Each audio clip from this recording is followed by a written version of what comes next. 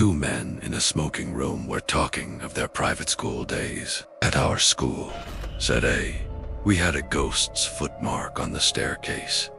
"What was it like?"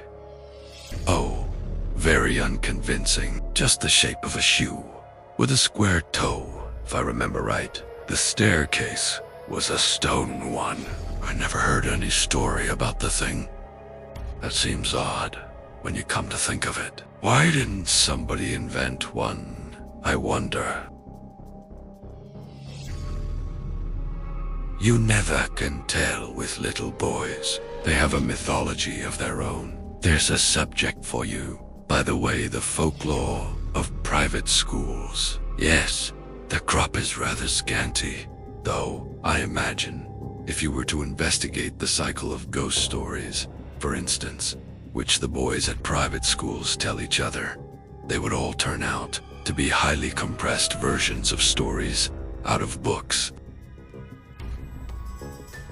Nowadays, the Strand and Pearsons, and so on, would be extensively drawn upon. No doubt, they weren't born or thought of in my time.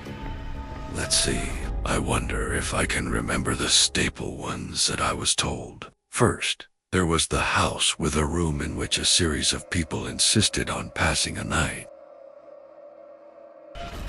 And each of them in the morning was found kneeling in a corner and had just time to say, "I've seen it," and died. Wasn't that the house in Berkeley Square? I dare say it was. Then there was the man who heard a noise in the passage at night, opened his door, and saw someone crawling towards him on all fours, with his eye hanging out on his cheek. There was, besides, let me think, the room where a man was found dead in bed with a horseshoe mark on his forehead, and the floor under the bed was covered with marks of horseshoes also. I don't know why. Also, there was the lady who, unlocking her bedroom door in a strange house, heard a thin voice among the bed curtains say, "Now we're shut in for the night." None of those had any explanation or sequel. I wonder if they go on still, those stories. Oh, likely enough with additions from the magazines. As I said, you never heard, did you, of a real ghost at a private school? I thought not. Nobody has that ever I came across. From the way in which you said that, I gather that you have. I really don't know. But this is what was in my mind. It happened at my private school 30-odd years ago, and I haven't any explanation of it.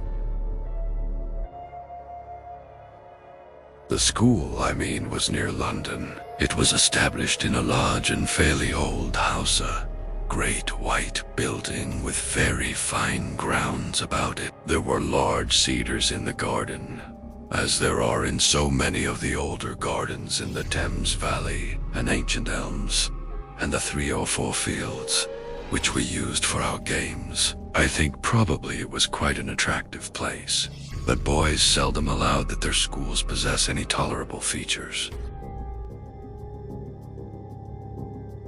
I came to the school in September, soon after the year 1870, and among the boys who arrived on the same day was one whom I took to, a Highland boy, whom I will call MacLeod. I needn't spend time in describing him. The main thing is that I got to know him very well. He was not an exceptional boy in any way, not particularly good at books or games, but he suited me. The school was a large one. There must have been from 120 to 130 boys there as a rule, and so a considerable staff of masters was required, and there were rather frequent changes among them. One term perhaps, it was my 3rd or 4th a new master made his appearance. His name was Samson. He was a tallish, stoutish, pale, black-bearded man. I think we liked him. He had traveled a good deal and had stories which amused us on our school walks, so that there was some competition among us to get within earshot of him. I remember, too, dear me, I have hardly thought of it since then, that he had a charm on his watch chain that attracted my attention one day, and he let me examine it. It was, I now suppose, a gold Byzantine coin. There was an effigy of some absurd emperor on one side. The other side had been worn practically smooth, and he had had cut on it rather barbarously his own initials, GWS, and a day, the 24th of July, 1865. Yes, I can see it now. He told me he had picked it up in Constantinople. It was about the size of a florin, perhaps rather smaller. Well, the first odd thing that happened was this. Samson was doing Latin grammar with us, one of his favorite methods perhaps. It is rather a good one was to make us construct sentences out of our own heads to illustrate the rules he was trying to make us learn. Of course, that is a thing which gives a silly boy a chance of being impertinent. There are lots of school stories in which that happens, or anyhow, there might be. But Samson was too good a disciplinarian for us to think of trying that on with him. Now, on this occasion, he was telling us how to express remembering in Latin, and he ordered us each to make a sentence, bringing in the verb I remember. Well, most of us made up some ordinary sentence, such as I remember my father, or he remembers his book, or something equally uninteresting. And I dare say, a good many put down mamino, liberum, meum, and so forth. But the boy I mentioned, MacLeod, was evidently thinking of something more elaborate than that. The rest of us wanted to have our sentences passed and get on to something else. So some kicked him under the desk, and I, who was next to him, poked him and whispered to him to look sharp, but he didn't seem to attend. I looked at his paper and saw he had put down nothing at all. So I jogged him again harder than before and upbraided him sharply for keeping us all waiting. That did have some effect. He started and seemed to wake up, and then very quickly he scribbled about a couple of lines on his paper and showed it up with the rest, as it was the last, or nearly the last, to come in. And as Samson had a good deal to say to the boys who had written Memonesima's Patrimiao and the rest of it, it turned out that the clock struck 12 before he'd got to MacLeod, and MacLeod had to wait afterwards to have his sentence corrected. There was nothing much going on outside when I got out, so I waited for him to come. He came very slowly when he did arrive, and I guessed there had been some sort of trouble. Well, I said, "What did you get?" "Oh, I don't know," said MacLeod. "Nothing much.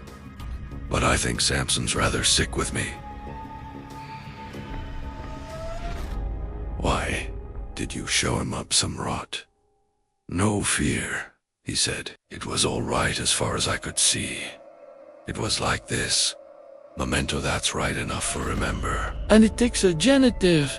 Memento putei, inter quator taxos. What silly rot?" I said. "What made you shove that down? What does it mean?" "That's the funny part," said MacLeod.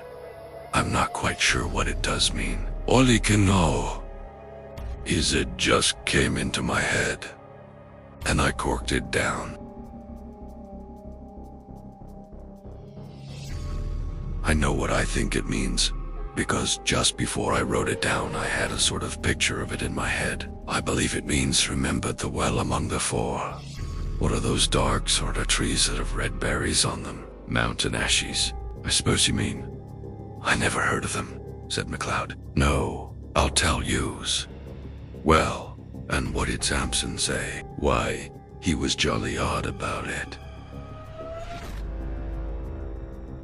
When he read it, he got up and went to the mantelpiece and stopped quite a long time without saying anything, with his back to me. And then he said, without turning round, and rather quiet, "What do you suppose that means?"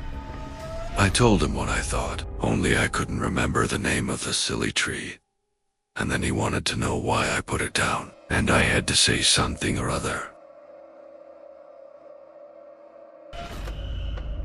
And after that, he left off talking about it, and asked me how long I'd been here, and where my people lived, and things like that. And then I came away. But he wasn't looking a bit well. I don't remember any more that was said by either of us about this. Next day, McLeod took to his bed with a chill or something of the kind, and it was a week or more before he was in school again, and as much as a month went by without anything happening that was noticeable.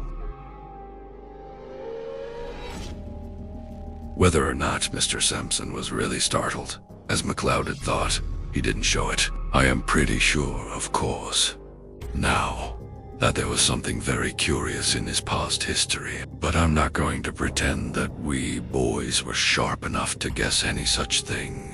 There was one other incident of the same kind as the last which I told you. Several times since that day, we had to make up examples in school to illustrate different rules, but there had never been any row except when we did them wrong. At last there came a day when we were going through those dismal things which people call conditional sentences, and we were told to make a conditional sentence expressing a future consequence. We did it, right or wrong, and showed up our bits of paper. And Samson began looking through them. All at once he got up, made some odd sort of noise in his throat, and rushed out by a door that was just by his desk. We sat there for a minute or two, and then I suppose it was incorrect, but we went up, I and one or two others, to look at the papers on his desk. Of course, I thought someone must have put down some nonsense or other, and Samson had gone off to report him. All this saying, I noticed that he hadn't taken any of the papers with him when he ran out. Well, the top paper on the desk was written in red ink, which no one used to hand. It wasn't in anyone's hand who was in the class. They all looked at it, McLeod, and Olan took their dying oaths that it wasn't theirs. Then I thought of counting the bits of paper. And of this I made quite certain that there were 17 bits of paper on the desk, and 16 boys in the form. Well, I bagged the extra paper and kept it, and I believe I have it now. And now, you will want to know what was written on it. It was simple enough, and harmless enough. I should have said, C2 non-binaries, adme, egobeniam, adte. Which means, I suppose, if you don't come to me, I'll come to you. Could you show me the paper? Interrupted the listener. Yes, I could. But there's another odd thing about it. That same afternoon, I took it out of my locker. I know for certain it was the same bit, for I made a finger mark on it, and no single trace of writing of any kind was there on it. I kept it, as I said, and since that time I have tried various experiments to see whether sympathetic ink had been used, but absolutely without result. So much for that. After about half an hour, Samson looked in again, said he had felt very unwell, and told us we might go. He came rather gingerly to his desk and gave just one look at the uppermost paper, and I suppose he thought he must have been dreaming. Anyhow, he asked no questions. That day was a half-holiday, and next day Samson was in school again, much as usual. That night, the third and last incident in my story happened. We, McLeod, and I slept in a dormitory at right angles to the main building. Samson slept in the main building on the first floor. There was a very bright full moon at an hour which I can't tell exactly, but sometime between 1 and 2, I was woken up by somebody shaking me. It was McLeod, and a nice state of mind he seemed to be in. Come, he said, come. There's a burglar getting in through Samson's window. As soon as I could speak, I said, well, why not call out and wake everybody up? No, he said.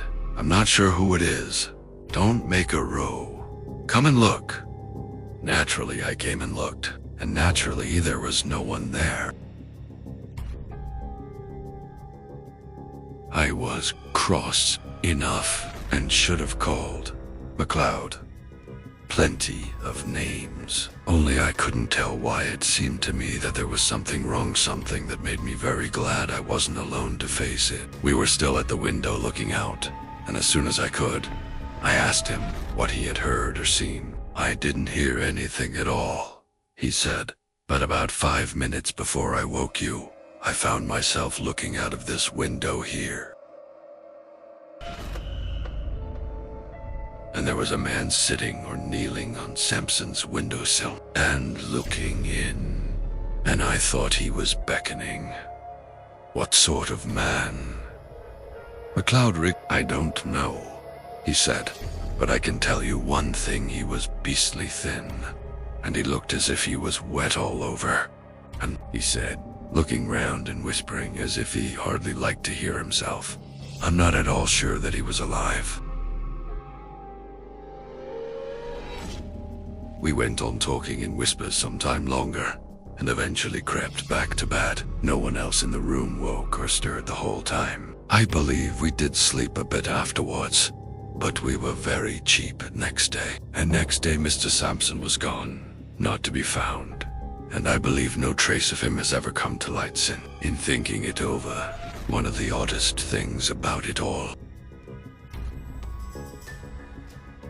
has seemed to me to be the fact that neither McLeod nor I ever mentioned what we had seen to any third person whatever. Of course, no questions were asked on the subject, and if they had been, I am inclined to believe that we could not have made any answer.